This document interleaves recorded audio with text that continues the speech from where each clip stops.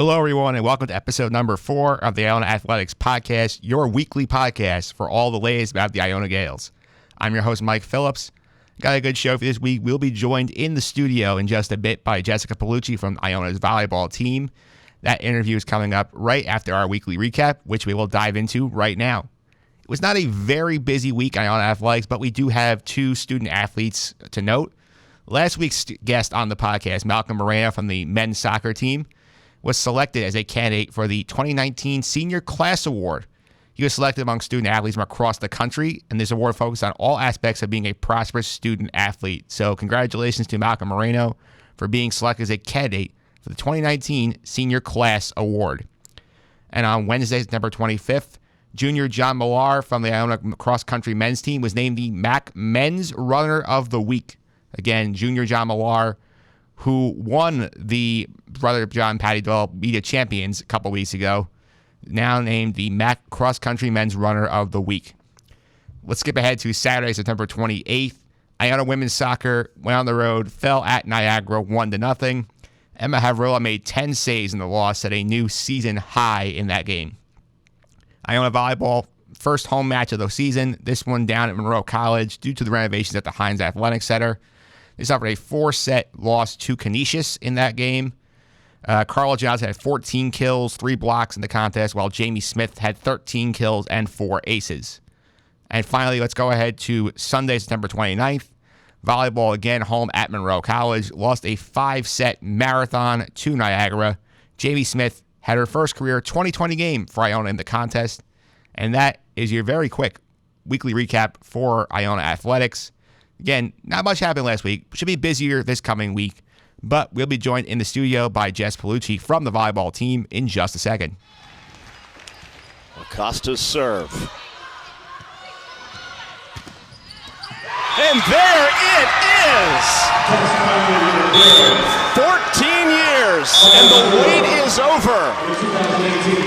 Iona, the 2018 MAC Tournament champions. And they are headed to the NCAA tournament. Everybody, we are back on the Iona Athletics podcast. We have another in-studio guest today. My guest today, a redshirt senior on the Iona volleyball team. She's a libero and a member of the 2018 MAC champions. Jessica Paolucci is here today. Jessica, welcome. How are you? Hi, I'm good. How are you? Thanks for having me. I'm very glad you are here. So before we dive into everything, so I know volleyball is your passion. So when did you start playing volleyball? When did you realize this is something I really want to do? Yeah, volleyball was a big part of me and my sister's lives when we were young.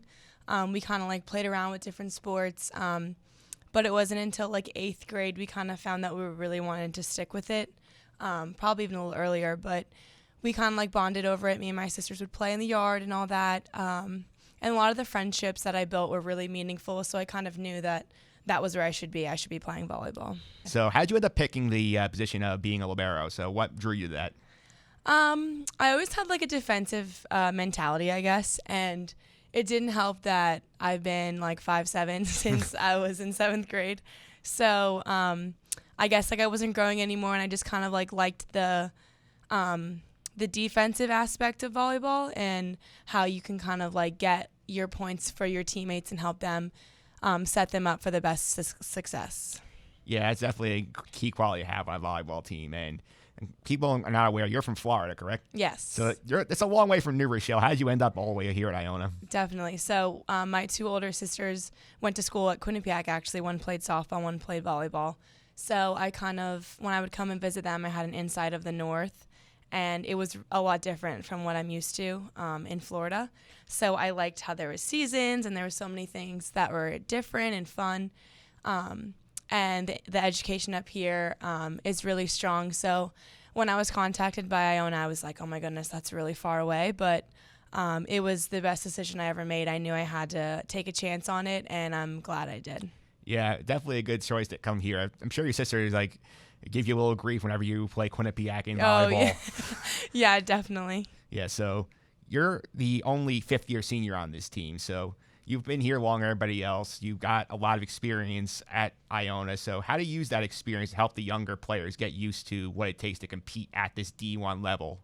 Yeah, so I was lucky enough to have a year where I could just focus on rehab and focus on myself. So I learned a lot through that year, and having kind of like an extra year under my belt helps a lot with experience and kind of realizing it's just a game and we're here for something much bigger than 25 points of volleyball.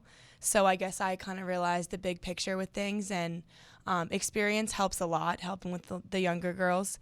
There's a lot of things that I've experienced my first year that other people haven't. So it's kind of nice that we all bring our own background and to help each other in the best way possible.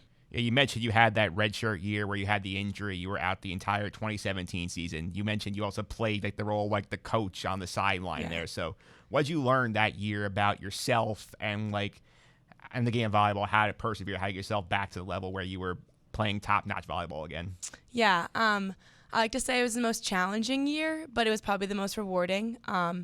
It's not very common to be able to take a year off and just focus on yourself and kind of rehabbing to get where you need to be. So I took a position as a coach mentality, basically, and it was nice to see the bigger picture and to see how things were on the court from the sidelines. And I think I learned a lot about defensive plays and specific players and like how to get yourself in and out of situations.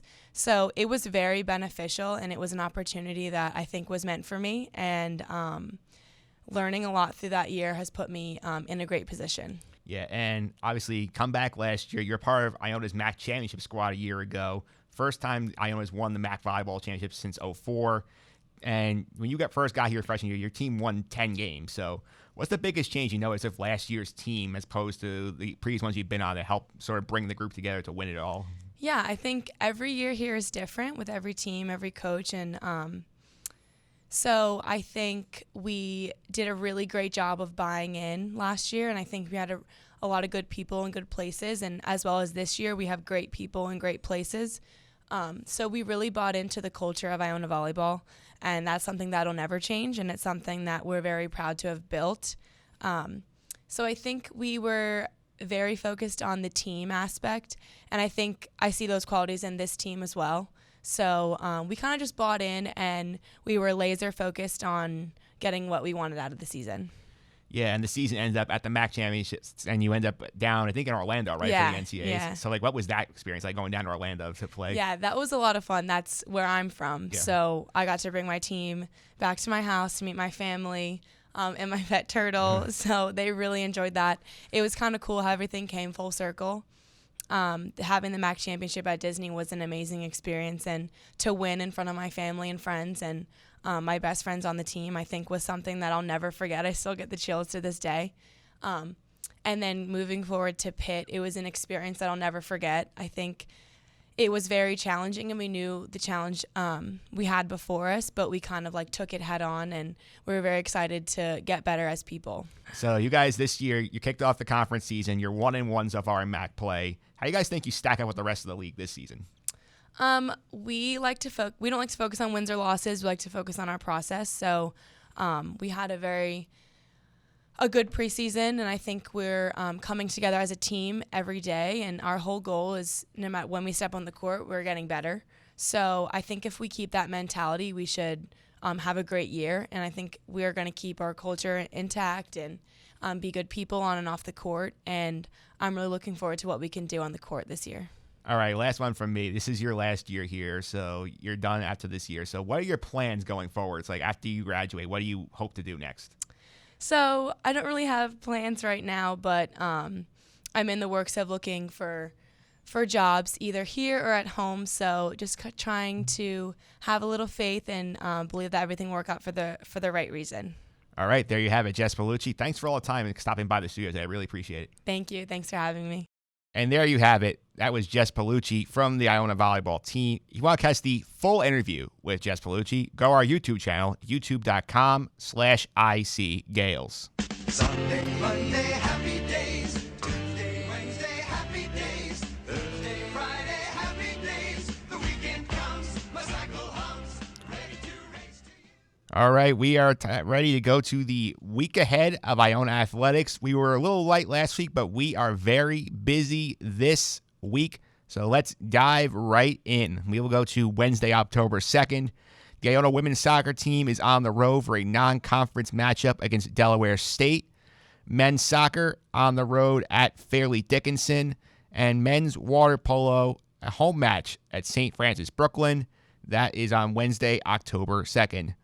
Friday, October 4th, the Iona rugby team is on the road. They are taking on Rutgers. Again, Iona rugby at Rutgers on Friday, October 4th. Saturday, October 5th, a very, very busy day in Iona Athletics. Iona volleyball team with Jess Paolucci will be on the road at Quinnipiac. Men's water polo, home matchup in the morning against Brown. Iona cross country, the men and women's teams will be taking part in the Pole Short Invitational in Bethlehem, Pennsylvania. Both Iona soccer teams are in action. Men's soccer on the road for a conference showdown at Siena. Siena's women's soccer team is coming to New Rochelle. They were taking on Iona women's soccer at 1 o'clock at Mazzella Field.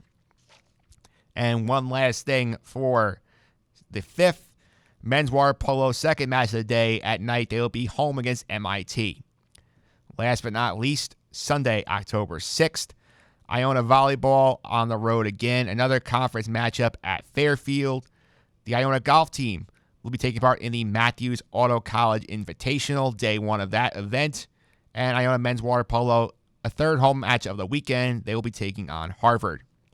For full game times and sites for all the matchups we just listed and more, go to our website, www.icgaels.com. You can look in our composite calendar section for all the details you need there. Also, be sure to follow us on social media. For all major social media platforms, you can just search for our handle at @ICGales. Stay tuned every Monday for new episodes. Iona Athletics Podcast. Episode number 5 is coming out next week. Until then, keep fighting the good fight, Gael Nation.